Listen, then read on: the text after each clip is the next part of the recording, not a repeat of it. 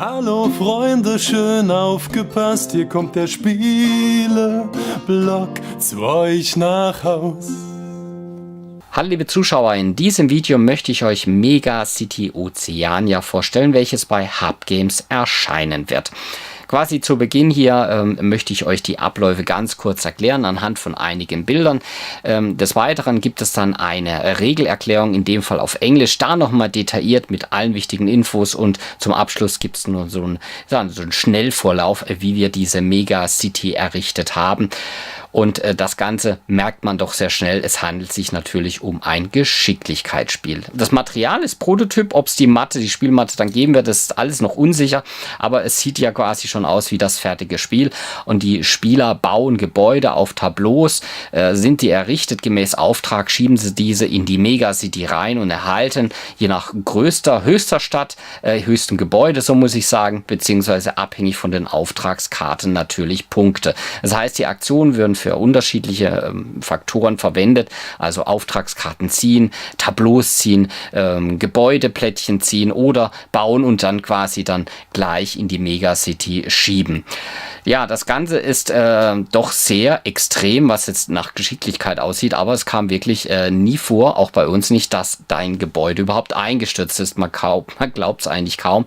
Falls es wirklich der Fall sein sollte, wird man dann einfach die Plättchen zur Seite legen und das jeweilige Gebäude zuordnen, weil die Marker bzw. die Karten, die Auftragskarten, die wurden ja zu dem Zeitpunkt ja auch schon vergeben. Das als kleiner Hinweis. Aber ich würde mal sagen, schau mal in eine Spielsequenz rein, beziehungsweise erst in die Regelerklärung. Das Spiel erscheint voraussichtlich im Sommer 2019, also das Spiel 2019 sollte es auch erhältlich sein, aber ich denke, jetzt könnt ihr nochmal detailliert die Regeln erklären oder springt etwas weiter, wo ihr seht, wie die MegaCity dann letztendlich entsteht. Ja, ich wünsche euch viel Spaß dabei und sagt tschüss, bis bald. Cool, so hello, I'm Michael. I'm the co-designer on MegaCity, coming out this summer, and it's really exciting.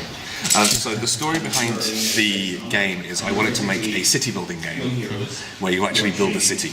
So I love city building games, but often it's just you put a tile down and then you put another tile next to it and you put another tile next to it and it's just like, you have a city, and it's just like, no I don't, I've got 3 tiles in front of me. This actually makes a unique city every single time you play it. So I wanted something that was a good game, it was fun to play, but also you had something beautiful to look at. The storyline in the game is that it's the year 2100 and the scientists of the world have come together and developed a new technology that will allow us to build on the ocean. So we have these floating platforms that can handle these giant titanic buildings. Titanic's probably not a great word for the ocean. So the city managers for this first megacity come together and they say, all right, we're going to get the best architects in the world to build these buildings for us. And they couldn't find them, so us 4 landed instead. They have contracts that they need to fulfill, and there are 4 different types of building that they want from us. They want public buildings, like town halls, libraries, and what's that, Rathaus? Rathaus, yeah. This is my basic ass German kicking in, so what is it? Es tut mir leid. They want factories, industry. They want commercial areas, so malls and shopping centres, and then I guess our people need somewhere to live as well, so they have residential. Now, when you are building a building, the colour of the contract must match the colour of the tile. So, red 1, red contract. If we have a quick look at the tiles first, you'll see that obviously they're all one of the 4 colours, and that they also have 4 little things on them. There are 3 white dots, 3 white circles, and these are our utility ports. So if I put that, boom, there you go. So the utility ports, when you build, you must build on them. So your building pieces can touch them, or they can completely cover, but you must touch all 3. The other part is the hex. And this is the vent. You are not allowed to build on this unless otherwise instructed. So you have to build around that. But it also tells you what colour is on the other side. Okay? If we have a quick look back at the contracts then, again, everything is in its one of the 4 specific colours. but then they have the requirements for the building. So there is a minimum height that must be met. So, up to camera. There is a minimum height that must be met, and you use the 3D ruler to measure the height of the building. There is an exact amount of pieces that you must use. No more, no less. So this one must use exactly 5. And then there is an architectural requirement. So for this one, the city managers want an archway on the ground floor. The back of the rulebook has all of the different icons. So on that side there. So if I just run through the folder we've got here, this one is, like I said, an archway on the ground floor of the platform. This one is an enclosed space, a courtyard on the ground floor. This one actually lets you build on the hex. So remember I said that you weren't allowed to normally. This one says you can.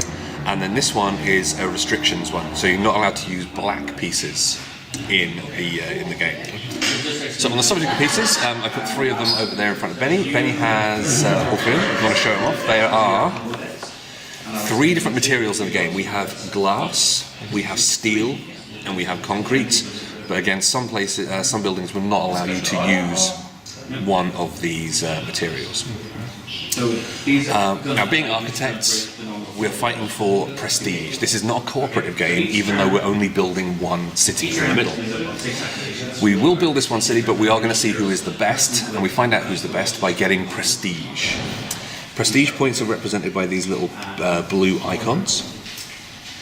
When you complete a contract, you flip it upside down to say that it is done, and once it's complete, it is complete. That can't be taken off of you. Sometimes you can also get bonus points. So if you build a building entirely out of a single material, you can take a bonus prestige token. If you build the tallest building in the city, you take a prestige token. There is another way to get a bonus which involves public buildings, and I'll cover that once we're actually playing. At the very end of the game, one thing I know about architects is that they love awards. So we have an award ceremony where we will hand out bonus points for whoever has the most points in each of the 4 different building types. If you've been diverse and built at least one of the 4 different building types, and then whoever has the tallest building as well. A couple of other things you need to know. These are parks. I'll cover them shortly. And that's kind of it. So, on your turn you get to do 2 actions, and I'll run through all of those momentarily. I'll be a player 1. I start with no pieces. You start with 1. Dennis, you then get 2. Benny, you then get 3. Now, the bag basically acts as a first player marker. If the bag is in front of you, you are the active player. So make sure to keep on passing it around the table. If you are the active player, you are not allowed to build. Okay. That means that there's very little downtime in the game because everybody else should be building when it's not their turn. Okay? So, pretty quick, it's nice and active, everybody is always up and doing things. Okay, you get to do 2 actions every turn. Actions include getting pieces from the bag. If you take pieces, you take 3 at random, so just put your hand in, grab out. You can take 1 of the 4 visible contracts. You can take 1 of the 3 tiles that are on the ground over there, on the ocean rather, floating over there. You can rezone, which is flip a tile that you have in your play area. The parks are double-sided, so don't worry about them. You can also get rid of all of the tiles, drawing 3 new ones, or you can flip a contract to the back of its line. So if you don't like the look of this one, you can actually put it to the back and reveal a new one. You still have to spend a second action to get that contract, though, the next one. I'll throw these back in the bag. Alright, this is the little tallest building marker, so obviously whoever builds the first building will put this next to it, and they'll get a bonus point because it's the tallest building in the city. It's obviously the only building in the city, but that will change pretty quickly.